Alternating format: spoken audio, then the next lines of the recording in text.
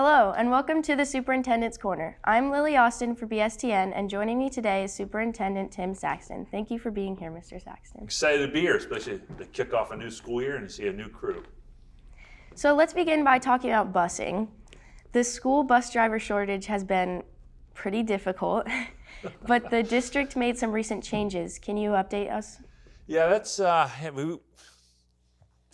we have a phrase, all's well that starts well. So when you start the school year, you want it to be smooth, and transportation, let's be honest, was not. That was tough.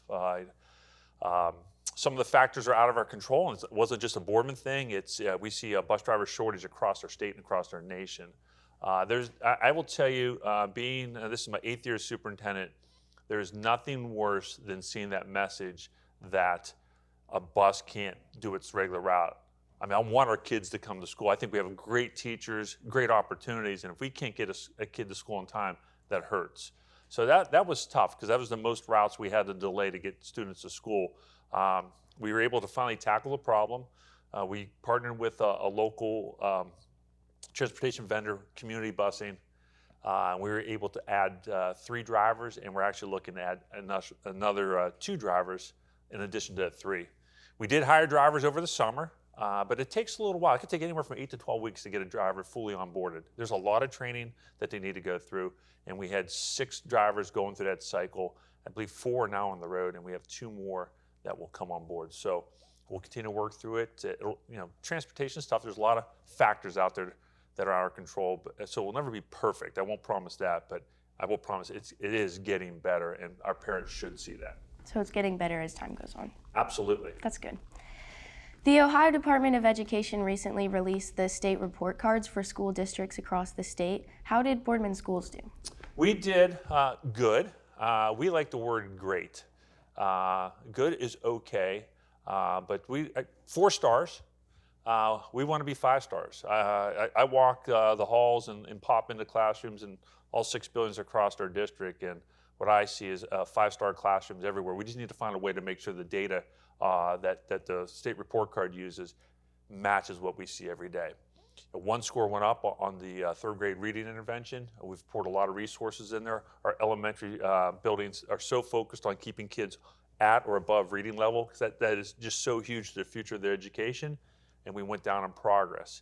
And progress is a tough one. If you ask any school administrator what progress is, you're going to get about 3-4 different explanations. It does, to use a math term, oscillate. It does go up and down. Even on districts that get 5 stars, they can have 3 stars because it goes class to class. So we will continue to look at that, and we are pouring additional resources like we did with the 3rd grade reading intervention.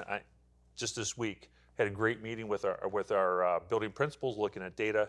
The next step is our teacher leaders and then our classroom teachers. The actual student data that is reflected in that will be released in the middle of October. So we're waiting for that release so our teachers can dive deep into the data.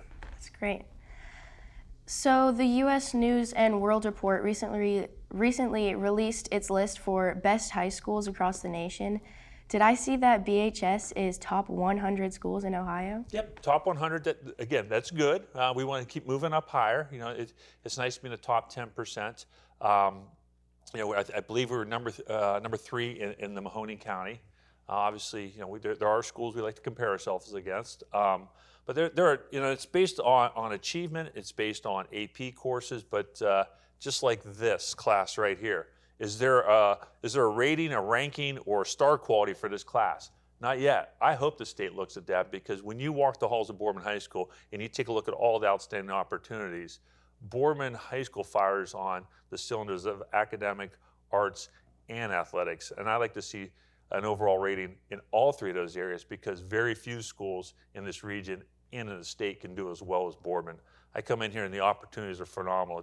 I know even in this class, we just added, I delivered them a couple weeks ago, boxes of drones. So we'll get people drone certified, drone pilots, some really neat stuff going on. I believe we've had a referee class, just thinking outside the box and creating different opportunities that other high schools just can't match. Yeah, there's so many things to do here. Glad to hear that. And then this week before the school board meeting, there was a special presentation at West Boulevard's library. Can you explain how your family is connected to that? Well, obviously I'm a Boardman graduate, and believe it or not, both my parents worked for Boardman. And when I was in elementary school, I went to West Boulevard, and my mom was the librarian there. And I have fond memories, please no one laugh, of after school, I'd go help her put the books away. And I got paid a nickel a week.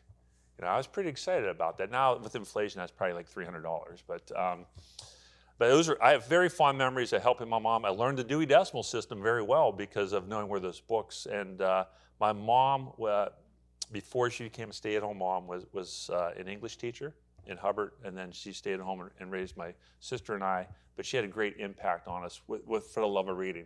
I still love to read.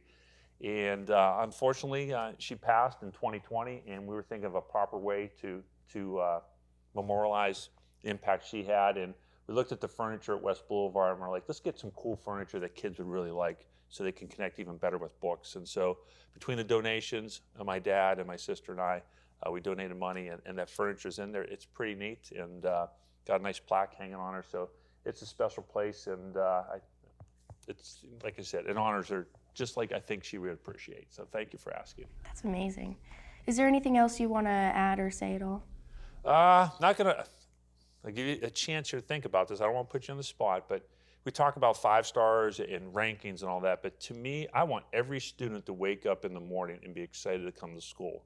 And I want them to have that draw factor, that magnet. We talk about what excites you to put your feet on the floor, when the alarm goes off because you want to come to school. And so I'm going to ask you. So think about this. Just give me one thing. I'm sure there's multiple, but when you wake up in the morning, when you come to Boardman High School, you're so excited because of? This class, probably. Awesome. Well, and this is a fantastic class. It has a long history, and this is honestly one of the best programs in the state of Ohio for television. That's been proven, and we've received awards for it. So thanks for asking. That's all I have. Mr. Saxton, thank you for joining me today. I'm Lily Austin for BSTN. Have a great day, Spartans.